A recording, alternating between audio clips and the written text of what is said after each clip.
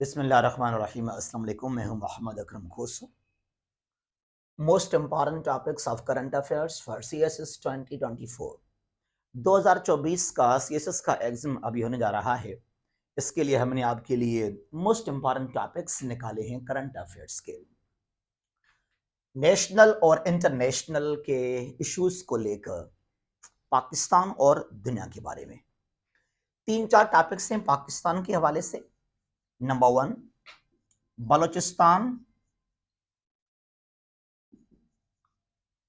Balochistan crisis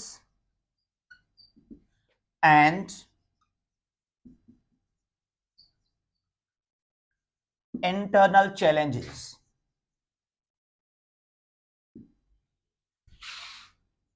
to Pakistan. पहले क्या था, आज से कोई 20-30 या 40 साल पहले की बात है ये। Countries faced external threats. जो बहुत बड़ा खतरा था डिफरेंट कंट्रीज को, वो था बाहर से कोई और पावरफुल कंट्री हमारे ऊपर हमला न कर दे। लेकिन याद रखना, आजकल भी खतरा है बाहर से कोई आकर एक पावरफुल फोर्स हमारे ऊपर कोई अटैक ना कर दे। लेकिन जो बहुत बड़ा थ्रेट है डिफरेंट कंट्रीज को लेकर, वो है उनके अंदर से इंटरनल इनसिक्योरिटी चैलेंजेस, चाहे इकोनॉमिक मुआशी लिहाज से, सोशल पॉलिटिकल इनसिक्योरिटी, हर लिहाज से।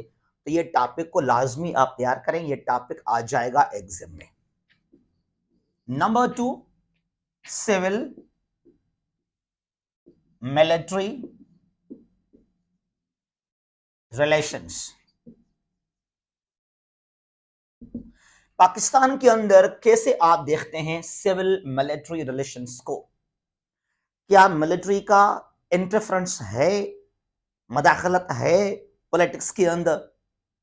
अगर है तो वो कैसे है, होना चाहिए, नहीं होना चाहिए, और पावर को सेपरेट कैसे करना चाहिए पाकिस्तान के अंदर? Civil military relations in Pakistan, इस टॉपिक को भी आप तैयार कीजिएगा। लेकिन remember, you have to remain neutral. आपको न्यूट्रल रहना चाहिए, तनकीद ना करें कि बस ये खराब है, ये ठीक है, ये गलत है, इस तरीके से। नंबर 3, एक और जो टॉपिक मैंने निकाला पाकिस्तान को लेकर, वो है ओवर पॉपुलेशन,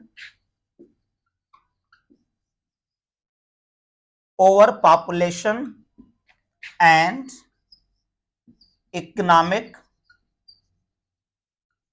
इनसिक्योरिटी और economic challenges in Pakistan. Pakistan के अंदर over population and economic challenges और इकोनॉमिक इनसिक्योरिटी। ओवर पॉपुलेशन क्या है? एक पॉपुलेशन ग्रोथ, चाइना की आबादी 1.4 बिलियन से भी ज्यादा ऑलमोस्ट, लेकिन वहां ओवर पॉपुलेशन नहीं है। चाइना में क्या है? चाइना में है population growth. Over population means when population becomes liability but not asset. जब आपके जो रिसोर्सेज हैं वो काफी कम हो, जो आपकी आबादी है वो काफी ज्यादा है, the greater number of people than resources, तो बैलेंस नहीं है, फिर वहां पर इम्बैलेंस। आबादी बहुत ज्यादा और वसाइल बहुत कम है, that is non over population. Population growth में जो पॉपुलेशन है आपकी कंट्री की, वो है एक एसिड कंट्री के लिए, और इन over population that becomes liability, burden, कर्ज आपके ऊपर। तो ये 3 मोस्ट इंपॉर्टेंट टॉपिक्स हैं पाकिस्तान को लेकर, इनको लाजमी आप समझिएगा, इनको लाजमी आप कवर कीजिएगा। अच्छा जी, और आगे चलते हैं टुवर्ड्स इंटरनेशनल। अब पाकिस्तान के लिए एक और भी टॉपिक आप लिख सकते हैं कि global warming and its effects, its impact on Pakistan. Right जी। अच्छा, अब आगे चलते हैं टुवर्ड्स इंटरनेशनल इश्यूज। वो क्या है? Global warming and COP, cope 28, global warming and COP 28। Global warming ये बस नहीं कि कॉजेज एंड कॉन्सिक्वेंसेस, भाई डिफरेंट एग्रीमेंट्स हुए हैं, पेरिस मीटिंग हुआ, पेरिस एग्रीमेंट हुआ 2015 में, वहां से क्या हुआ, उसको क्यों प्रॉपर्ली इंप्लीमेंट नहीं किया गया। स्कोप 28 में क्या हुआ अभी दुबई के अंदर, इस पर आप लाजमी रिसर्च करें। और जो अभी फ्लड्स आए या सुनामीज आए या आप यूं साइक्लोन आए नॉर्दर्न यूरोप के अंदर, जो नॉर्थ वेस्ट यूरोप है, जहां जो है नॉर्थ सी है, बाल्टिक वहां पर सी है, even in Scandinavian countries, also in the UK, तो उसको भी लाजमी आप कवर करें। पाकिस्तान में क्या असरात पड़ते हैं ग्लोबल वार्मिंग के, इसको भी लाजमी आप कवर कीजिएगा। और यहां पर ना IPCC intro governmental panel on climate change, इसके जो रिपोर्ट्स हैं उनको लाजमी आप कवर कीजिएगा। खास तौर पे इसका 5th असेसमेंट रिपोर्ट और 6th असेसमेंट रिपोर्ट, इनको लाजमी आप समझें।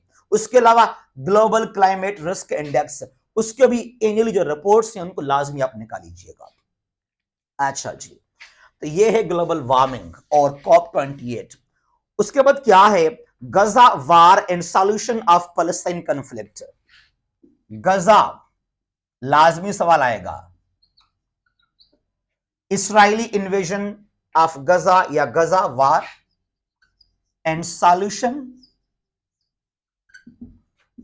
To Palestine conflict. Palestine conflict, जो फलस्तीन का कॉन्फ्लिक्ट है, एक्चुअली गजा वार कैसे स्टार्ट हुआ, इसराइल ने अभी तक क्यों बमबारियां स्टॉप नहीं किए हैं, आखिर इसका वजह क्या है, तारीखी लिहाज से इसको आप देख लीजिएगा। 48 से लेकर उससे पहले वर्ल्ड वॉर 1 पे आप चले जाएं, जहां हुआ था Balfour declaration, Balfour declaration of 1917 that led the foundation of modern Israel। तो Gaza crisis in solution to Palestine conflict या प्रॉब्लम या इशू, जो ये प्रॉब्लम है ये तो एक्चुअली 1917 में इसका रखा फाउंडेशन ब्रिटिश ने, और आगे चलकर 14 मई 1948 को बना इसराइल। तो उसके बाद क्या हुआ, 4 जंगें लगे हैं। 1948 का ये पहला जंग कहलाता है फर्स्ट अरब इसराइल वार, दूसरा कहलाता है जो है 1956 का also known as Suez crisis, तीसरा अरब इसराइल वार जो है, जो बहुत ही ज्यादा जो है डैमेज किया जिस वार ने अरब कंट्रीज को, 1967 आल्सो नोन एज 6 डे अरब इसराइल वार, और थर्ड अरब इसराइल वार, फोर्थ हुआ था यम कपूर वार 1973 को। तो इन 4 जंगों को लाजमी आप देख लीजिएगा। फिर उसके बाद हुआ इंतिफादा, तो इनको लाजमी आप समझें, इसका सॉल्यूशन क्या निकलना चाहिए फलस्तीन के कॉन्फ्लिक्ट का। अच्छा जी, उसके बाद यहां पर आप क्या लिखें, यहां पे लाजमी आप लिखिएगा UN failure, United Nations failure. UN क्यों बना था वर्ल्ड वॉर 2 के बाद, कि जंग को स्टॉप किया जाए, वार को स्टॉप किया जाए, लेकिन UN कंप्लीटली फेल हो चुका है, चाहे वो गजा को लेकर या यूक्रेन को लेकर। यूक्रेन को लेकर रशिया के खिलाफ कोई एक्शन नहीं लिया यूनाइटेड नेशंस ने। हाँ, कुछ पास किए गए रेजोल्यूशंस, वो कहां पास किए गए, in UNGA, not in security council.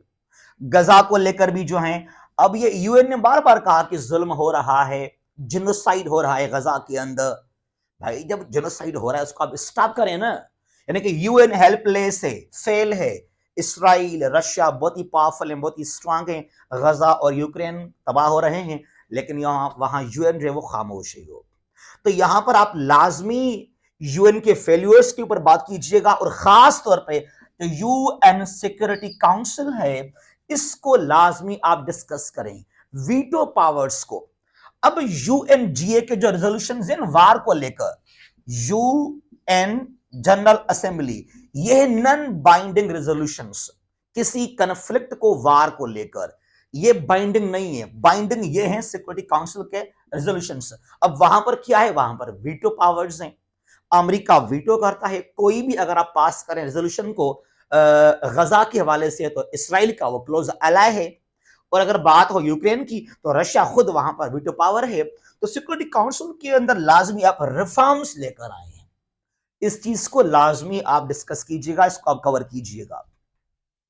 तो यूएन काफी फेल है गजा और यूक्रेन को लेकर, ठीक है जी। अच्छा, और यहां पर नंबर 4 पे मैं लिख रहा हूं ओआईसी का failure, OIC failure.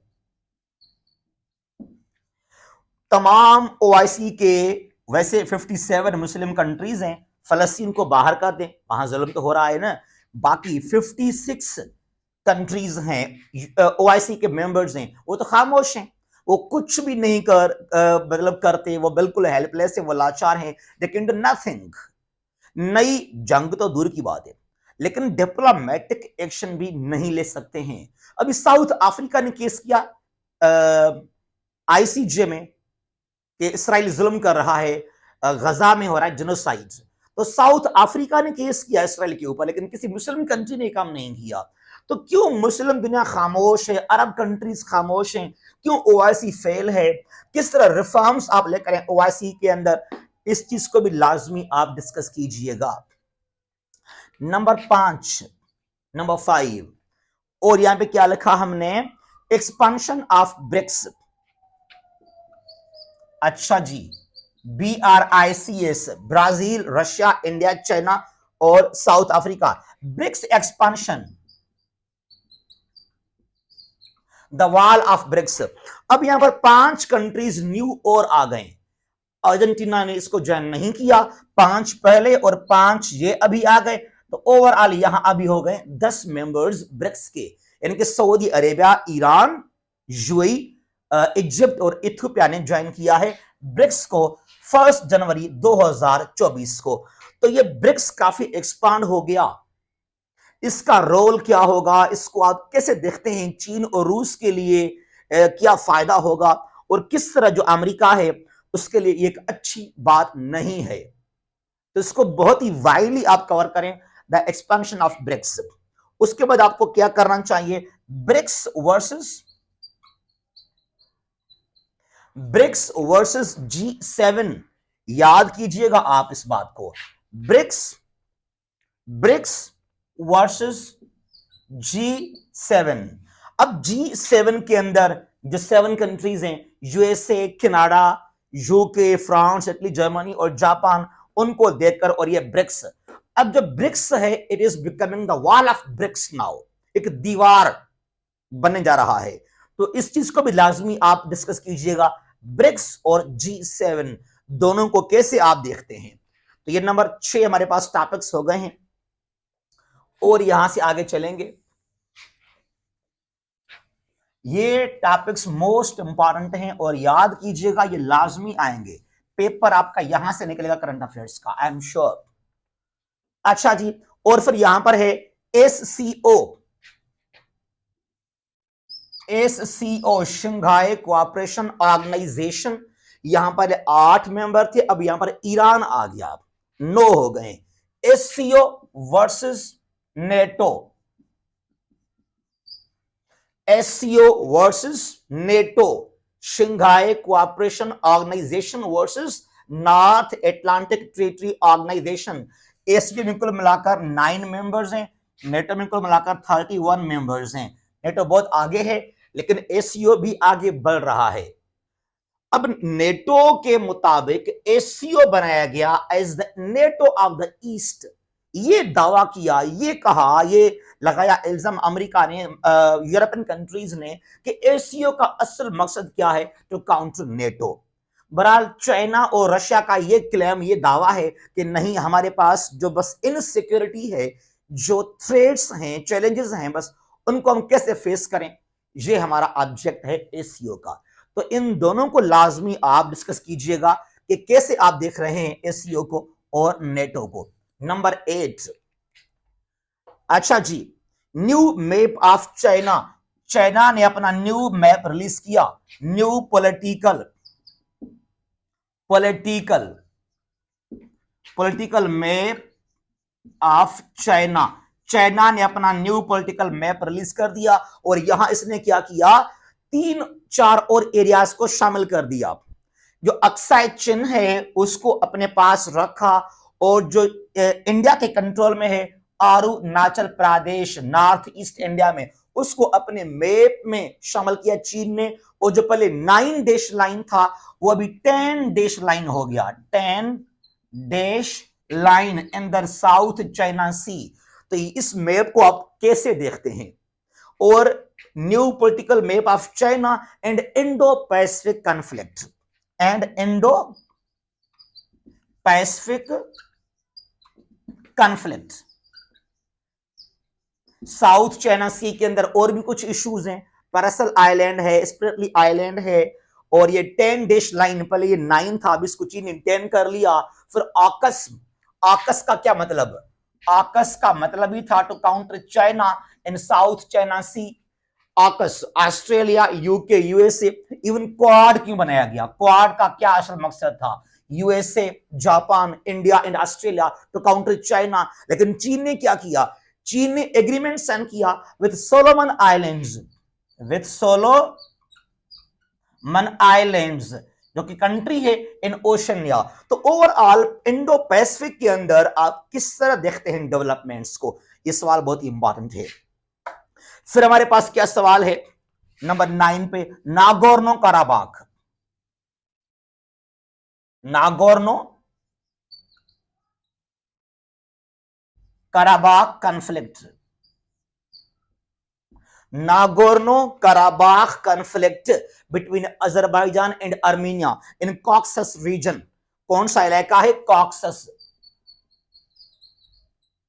Caucus area के अंदर जो अजरबैजान और आर्मेनिया लड़ रहे हैं, वहां पर है नागोर्नो कराबाख, एक कॉन्फ्लिक्ट है बिटवीन दिस टू कंट्रीज। और अमेरिका ने, यूरोप ने सपोर्ट किया ओपनली आर्मेनिया को, लेकिन फिर भी फतह हासिल किया है अजरबैजान ने, जो कि मुस्लिम कंट्री है वहां पर।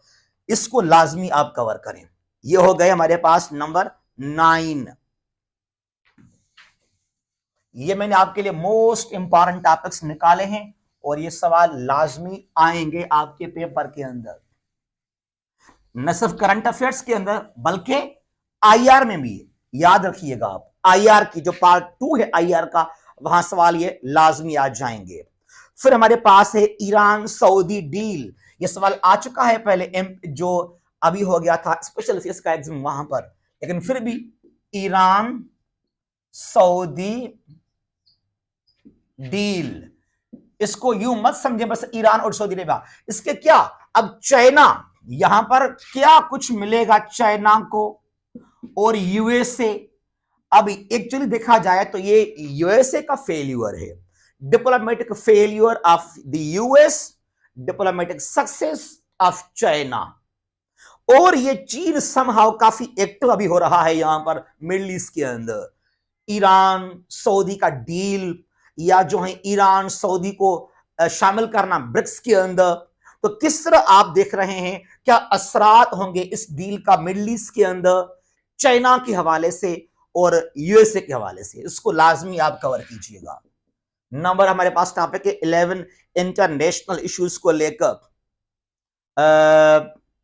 फेल्यूर। अच्छा जी, स्पेस रेस,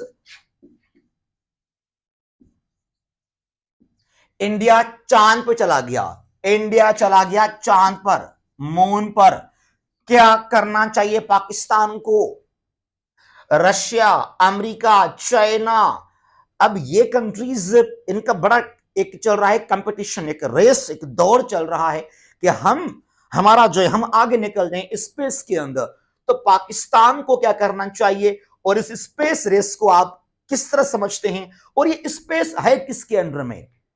यूनाइटेड नेशंस के यहां पर कुछ पास किए हैं, यूएन ने पास किए थे रेजोल्यूशंस भी इसके ऊपर, यहां कुछ लॉज भी बने हुए हैं स्पेस को लेकर कि स्पेस किसके अंडर में आ जाएगा। अमेरिका वहां पर पहुंच गया, इंडिया, तो भाई किसके अंडर में आ जाएगा स्पेस? इसको लाजमी आप कवर कीजिएगा। फिर हमारे पास ये टॉपिक है नंबर 12 पर कि US alliance in Red Sea, in Red Sea against the Houthis, against the Houthis, जो यमन के हौथीज हैं, उनको काउंटर करने के लिए, फेस करने के लिए अमेरिका ने एक अलायंस बनाया है। यहां पर जो है रेड सी, बाबल मंडब और जो गल्फ ऑफ एडन है, वहां के किस तरह हमें करना है प्रोटेक्ट अपने यहां पर शिप्स को, यहां पर अपने डिफरेंट एरियाज को।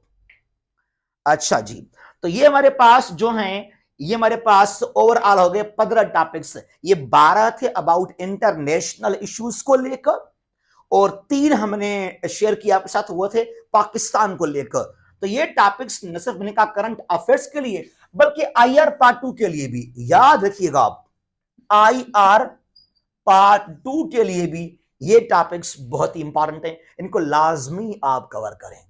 जहां भी हैं, महफूज रहें और खुश रहें। अल्लाह हाफिज। पाकिस्तान हमेशा जिंदाबाद।